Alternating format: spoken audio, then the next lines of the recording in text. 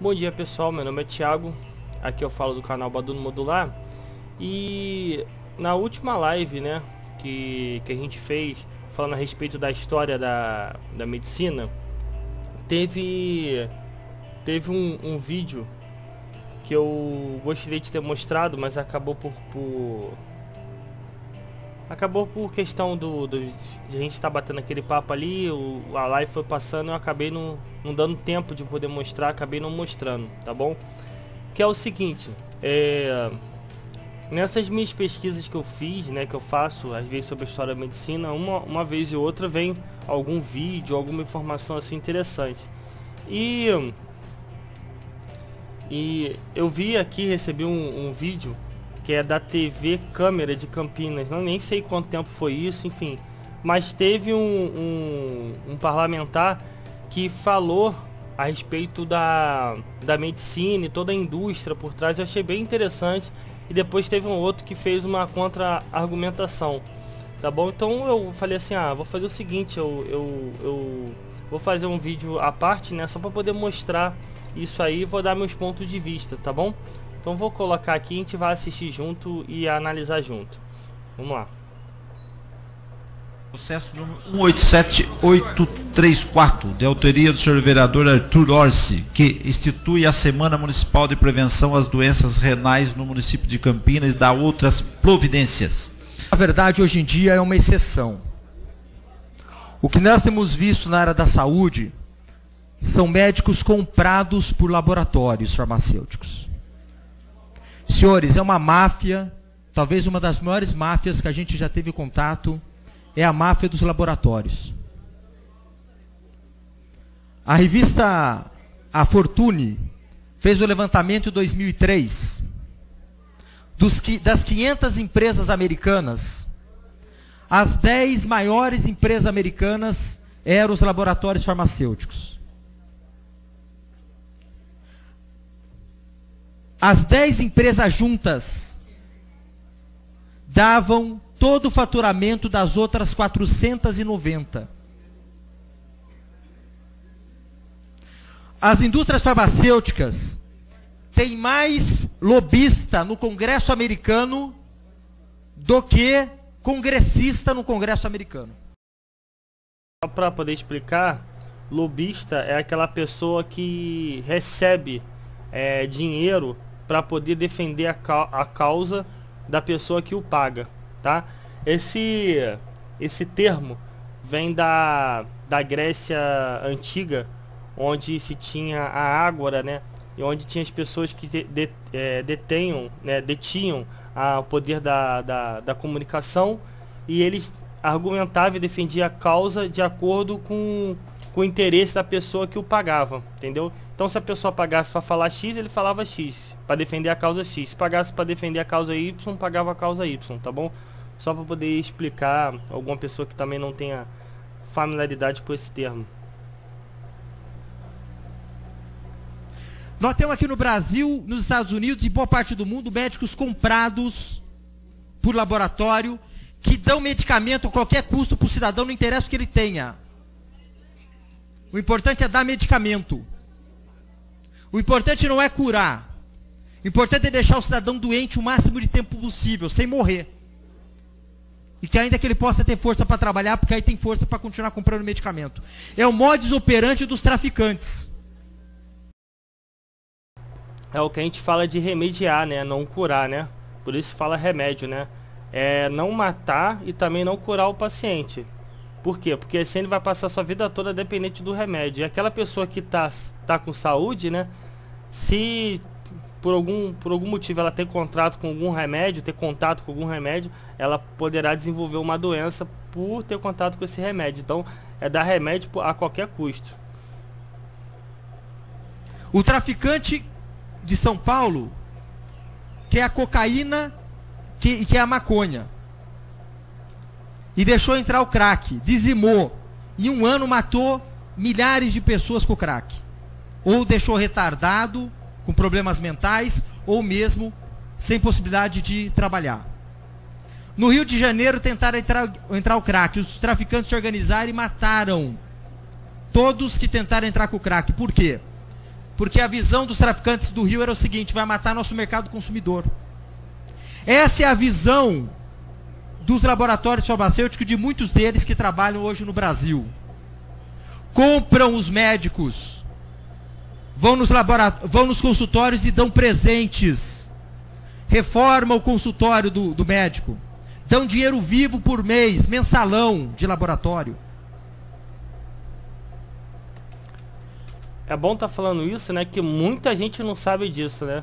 Muita gente, infelizmente, ainda acha que o governo, a mídia, a imprensa se preocupam realmente com o bem-estar das pessoas. Quando eles falam um monte de afirmações que a gente viu por aí, né? Como a gente viu no vídeo sobre o óleo de coco, é pensando no nosso bem-estar geral, né? Tem pessoas que ainda pensam isso, né? Que eles querem ver o nosso bem. Dão viagens, pagando congressos em resort. Dão jantares caríssimos. Antes você chegava no médico, eu lembro, eu era pequenininho. Chegava no médico, o médico ficava 40 minutos te examinando.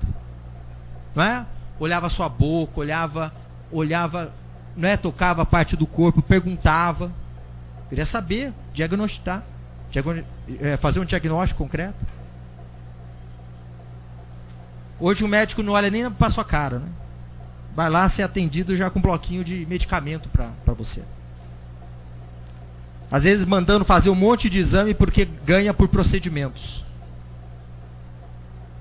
É uma máfia, senhores. E quem é vítima é a população. Eu não vejo um propagandista ganhando mal. Propagandista está tudo rico de laboratório. Propagandista é a pessoa mais rica da família. É o propagandista de laboratório. Não é? Então, quando nós vemos projetos como esse, que tem também um fundamento... Só um minutinho. Beba água. Como a gente vê projetos como esse? Se calou só bebendo água mesmo. Que tem um dos fundamentos, o médico. Sabe o que eu acho interessante? Que isso já tô vendo um padrão não só em medicina, mas em outros temas que não vem um caso. Mas o padrão que eu quero falar é o seguinte: as pessoas que estão defendendo a verdade, elas pagam um preço muito alto. E um desse preço que paga é justamente não ter a oportunidade de falar. Você vê que... Eu já vi o vídeo, né? Daqui a pouco vai vir um outro parlamentar defender, falar o contrário. A gente vai analisar principalmente no que o outro falar. Em nenhum momento tentam interromper, deixa ele falar naturalmente. Agora, quando uma pessoa vem falar alguma verdade, tentam a todo momento interromper. Entendeu? Ali, pelo que eu entendo, né? Todo parlamentar tem seu tempo, né? Ó, você só vai falar 3 minutos, o que é justo. Se foi designado o tempo para ele poder falar, é o tempo dele. Não tem ninguém que tem que fazer aparteamento, não. Ninguém tem que interrompê-lo, não. Entendeu? Tem que parar com isso. Ali é o tempo de ele poder falar. Entendeu? Se a pessoa ou outra quiser falar, terá o tempo dela, né? Então eu vejo isso a todo momento. É a primeira vez, esse cara vai ficar perturbando aí, que eu não sei quem é, e vai ficar tentando quebrar o raciocínio, tentando apartear. E eu gostei que ele em nenhum momento deu tempo de falar, que não tem que ter tempo não, é o tempo dele que tá de falar. Entendeu? Eu fico muito feliz. Não é?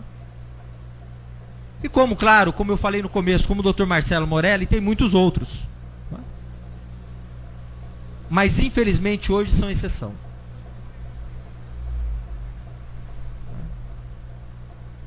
Senhores, a indústria farmacêutica inventa doenças. Principalmente na área psicológica. Falam que existe isso, e o pior, que até as pessoas que de repente têm um senso um pouquinho mais apurado, se deixam levar o nome dessas doenças. Tipo, a pessoa está sofrendo algum transtorno. Vamos botar que seja psicológico, um exemplo. E a pessoa fala, você tem um síndrome do pânico. Aí a pessoa fica satisfeita porque recebeu um nomezinho a respeito de doença. Só que você não tem síndrome do pânico? Você está tendo um sintoma. Então você para de avaliar o sintoma e agora porque alguém te rotulou e agora você já incorpora aquilo dentro de você, como se fosse aquilo como verdade. Então as doenças psicológicas são as mais fáceis para poder ser criadas, né? Cria porque juntamente com aquela doença criada vai se criar também um fármaco, mesmo que ela não exista de modo real. Não precisa, só precisa ser no modo fictício. Que aí eu também utilizo a autossugestão, que a pessoa vai escutar e vai aceitar aquilo como verdade. Aí eu te pergunto, você que alguma vez teve contato com algum profissional, algum médico que falou que você tem essa doença que você tem, será que você realmente tem? Eu pergunto só a você que está me assistindo agora. A gente deve questionar tudo. Inventa para poder vender remédio. A indústria farmacêutica dá remédio que mata milhares de pessoas até sair. A FDA americana é comprada. Já falei sobre a FDA. Se a aqui. FDA americana é comprada, vocês imaginam a Anvisa aqui. A Food and Drug Administration... A Anvisa proíbe, como até mesmo o André citou a respeito da vitamina A, né? Mas libera o tabaco, né? O cigarro, né? Que hipocrisia e incoerência, né? Vocês estão realmente preocupados com a nossa saúde, né? Ah, Thiago, mas ali vem escrito que faz mal, não sei o que. Então faz isso também. Então libera as vitaminas, o hormônio, a quantidade que as pessoas quiserem aliás, nem quantidade, só liberem, que tem coisas que é totalmente restrito e colocam lá, né? Fotos, faz igualzinho como faz o tabaco, mas não vão fazer porque aquele lá, diferente desse, né? Faz bem, né? Desse último que eu falei do tabaco. É comprada, não tem controle pelos medicamentos que dão. Autorizam sem controle. E as pessoas estão achando que estão resolvendo o problema delas. Me lembro em 96, nós dormimos com 50 doentes com AIDS no Paço Municipal. 96, Edivaldo Orsi, prefeito.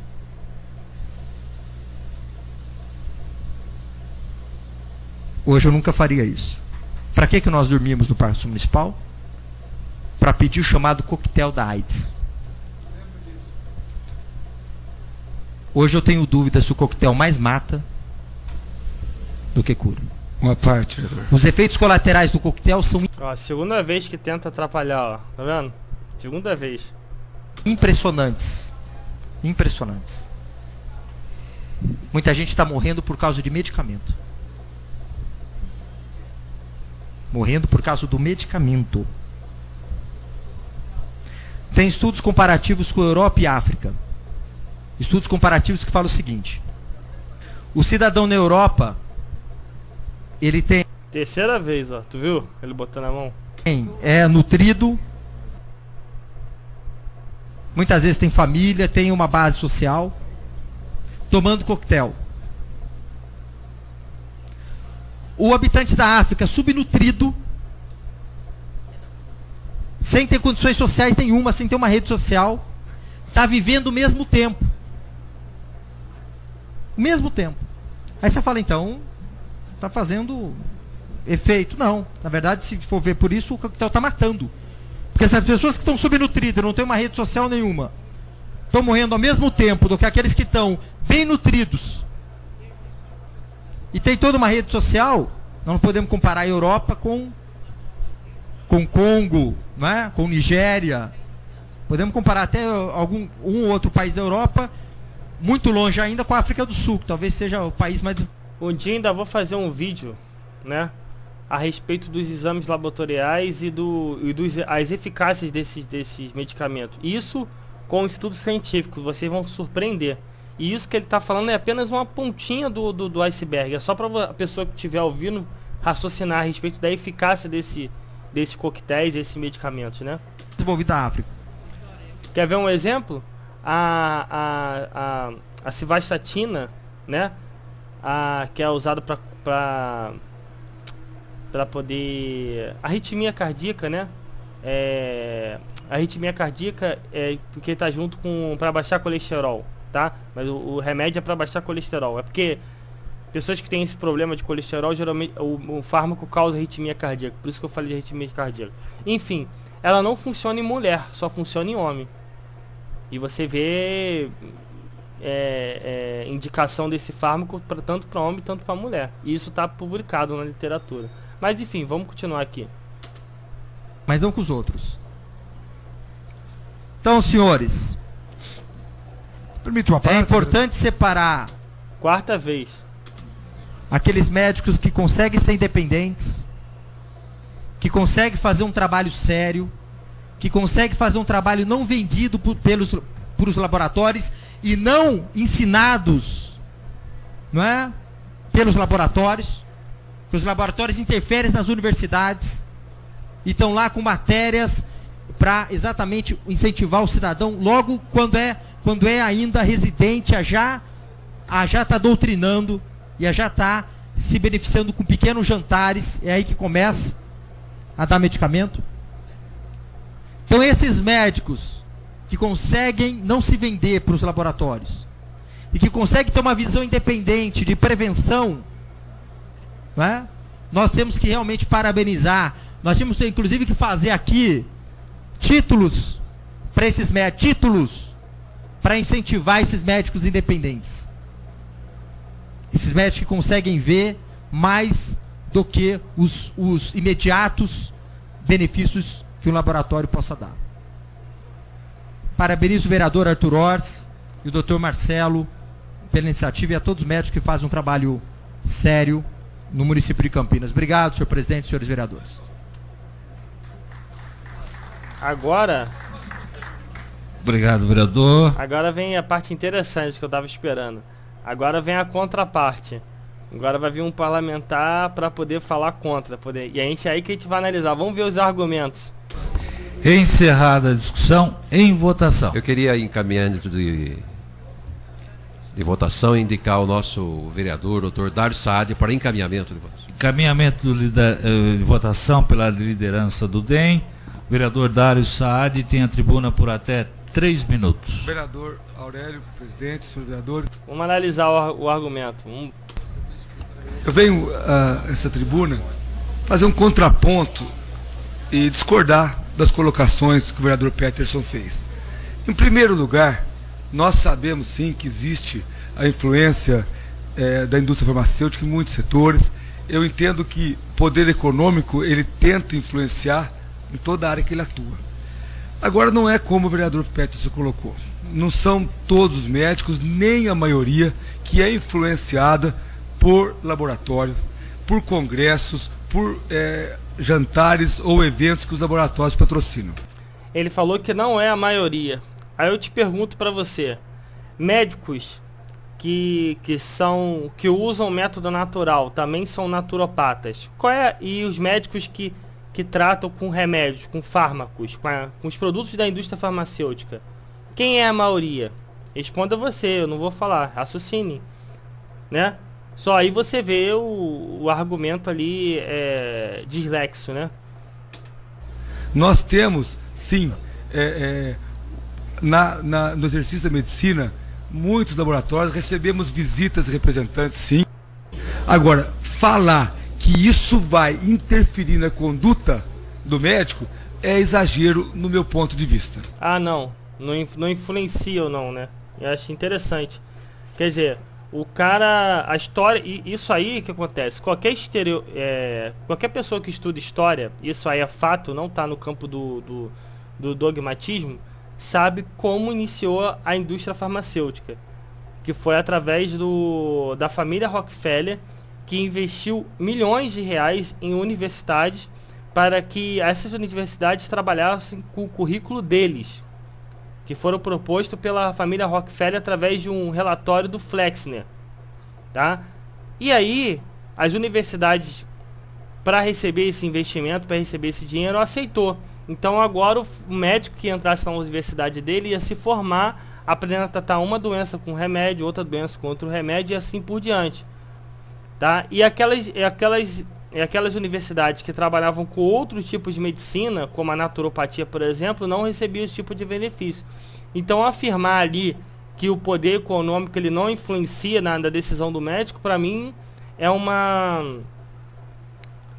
incoerência e uma má observação da realidade, tá? Vamos continuar. Entendo que hoje, como o senhor colocou, existe muitos médicos que muitas vezes não examinam o paciente no tempo que examinava. É realmente uma falha, sim. Agora, hoje existe muito mais exames subsidiários. É porque defende o sistema, né? Então, quando é do médico, aí não. Aí a gente pode tacar uma pedra no médico, né? Mas quando é do sistema, a gente tem que defender o sistema.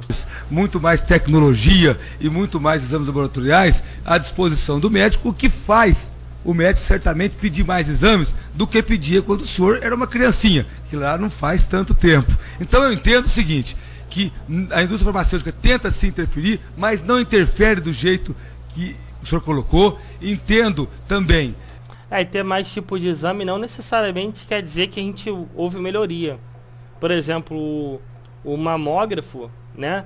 Ele, por questão de radiação, ele pode aumentar a quantidade de mama. Tanto é verdade que existe quantidade que você pode utilizar ao ano, em certo tipo de alimentação.